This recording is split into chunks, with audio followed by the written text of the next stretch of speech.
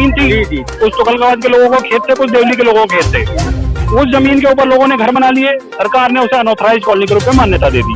उसके बाद एक स्कीम आई जिसमें कि आप अपना घर अनऑथराइज्ड कॉलोनी में रजिस्ट्रेशन करा सकते थे। लोगों ने वो रजिस्ट्रेशन करा लिए।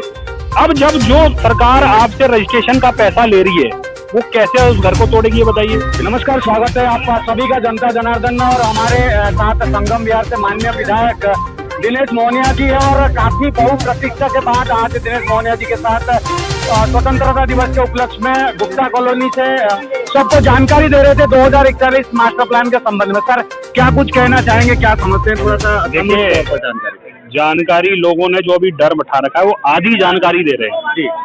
आप उस 2041 के मास्टर प्लान में भी देखेंगे तो उस पे लिखा हुआ है रीजनल पार्क, उसके ऊपर एक ऑरेंज कलर की लाइन्स है। जी, जी। उसका मतलब है अनऑथराइज्ड कॉलोनी। आप ये मानते हैं कि संगम विहार की जो जमीन थी वो एग्रीकल्चर लैंड था। जी, जी। इसमें किसी को कोई दिक्कत नहीं है, खेतों की जमीन थी। जी, जी। कुछ तुगलकाबाद के लोगों को खेत थे, कुछ देवली के लोगों को खेत थे। उस जमीन के ऊपर लोगों ने घर बना लिए, सरकार ने उसे अनऑथराइज्ड कॉलोनी के रूप में मान्यता दे दी। उसके बाद एक स्कीम आई जिसमें कि आप अपना घर अनऑथराइज्ड कॉलोनी में रजिस्ट्रेशन करा सकते थे। लोगों ने वो रजिस्ट्रेशन करा लिए। अब जब जो सरकार आपसे रजिस्ट्रेशन का पैसा ले रही है, वो कैसे उस घर को तोड़ेगी ये बताइए। बिल्कुल सही लीगली तौर पे आप उस सरकार का पैसा ले रहे हैं, आप इसी घर का रजिस्ट्रेशन कर रहे हैं, तो आप उससे पैसा ले रहे हैं, आप रजिस्ट्री कर रहे हैं, तो फिर उसको कैसे तोड़ेगी।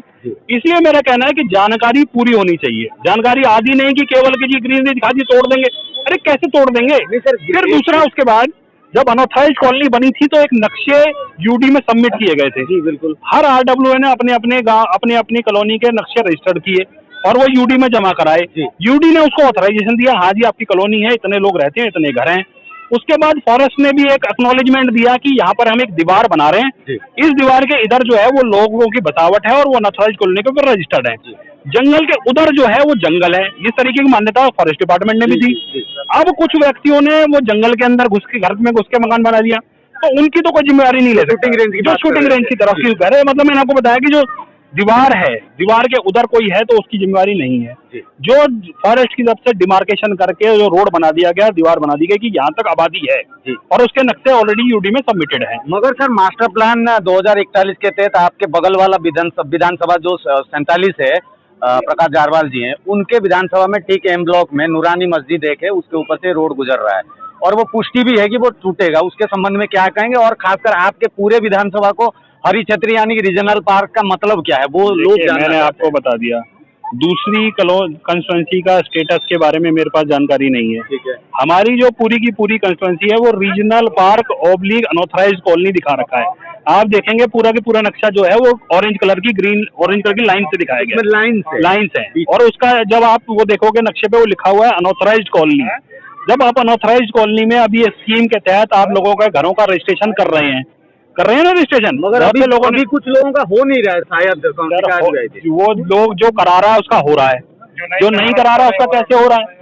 अब आप लोग जो रजिस्ट्रेशन कराते जाएंगे उनका ऑथराइज होता जाएगा। तो सर, क्या लोग मान ले कि इस क्षेत्र में जो रहने वाले व्यक्ति हैं वो सुरक्षित हैं एक तरह से आने वाले दिनों के लिए? बिल्कुल। जिस जमीन पे आप खड़े हैं अभी, ये सामने बोर्ड लगा हुआ है। जी, जी, जी। ग्राम सभा। अब ग्राम सभा की लैंड फॉरेस्ट में कैसे लग जाएगी? आप वो देश का कानून बता दीजिए जो ग्राम सभा की जमीन को फॉरेस्ट बना दे। आप इस जमीन पे खड़े हैं, ग्राम सभा लिखा हुआ ना, सरकारी बोर्ड लगा हुआ है, किसी और का तो नहीं बोर्ड है। अब ये ग्राम सभा की जमीन फॉरेस्ट कैसे बन जाएगी, वो तरीका बता दीजिए। तो आने वाले दिनों में डेवलपमेंट के नाम से कहीं ना कहीं लोगों के जो मन है कि भाई घर कहीं तोड़ ताड़ के कुछ बना तो नहीं लेंगे, रास्ता कहीं तोड़ा है। केवल एक रोड जो है वो अर्बन एक्सटेंशन रोड 2 जो है वो जाना है। वो संगम विहार का जो लास्ट बॉर्डर है उसके 300 मीटर दूर से जा रहा है। वो नक्शा भी दिखा रहा है, मैं भी देख रहा हूँ, आप भी देख रहे हैं। ठीक है।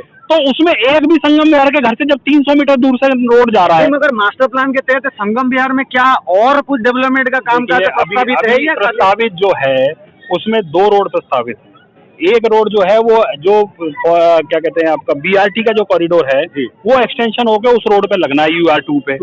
उसमें हमारा कोई कंसर्न नहीं है क्योंकि वो हमारे उससे नहीं जाता, वो सैनिकों में से निकल रहा है। दूसरा एक रोड है मंगल बाजार रोड, जो कि मंगल बाजार रोड भी जाके UR2 पे मिल रहा है, वो भी संगम विहार कंस्टिट्यूएंसी का पार्ट नहीं है।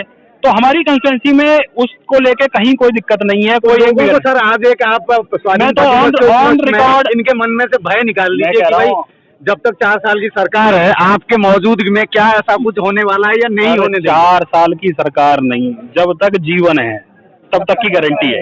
चलिए भाई, मोनिया जी कह रहे हैं तो एक तरह से आपके साथ है, जनता के साथ है सर, यही आपको भी। आप उस बात की चिंता मत कीजिए कि विधायक है नहीं है, इंसानियत भी चीज है। अब लोग यहाँ हजारों लोग रह रहे हैं, लाखों लोग रह रहे हैं, पूरे जीवन भर की कमाई से मकान बनाए, इतनी आसानी से थोड़ी टूटने देंगे। तो आप साथ देंगे पूरा पूरा? सर आपको ये कह दिया मैं विधायक रहूं नहीं रहूं, ये जीवन भर लड़ाई लड़ते रहेंगे आप? सर लड़ाई, पहली बात तो मैं आपको जानकारी में बता दूं कि अभी कोई खतरा ही नहीं है। खतरा ही नहीं है। लोग खतरे का डर दिखा के अपनी राजनीति चमका रहे हैं, केवल कि टूट जाएगा जी मैं बचा लेता हूँ। अरे भैया तुम टूटना ही नहीं है तो तुम बचा लोगे? जब एक चीज टूटनी ही नहीं है तो आप बचा क्या लोगे, पहले ये बताओ। मतलब जबरदस्ती की नेतागिरी है कि जी मैं आके बचा लेता हूँ। अरे तुम जो टूटे है उसे तो बचाओ, एम ब्लॉक बचा लो।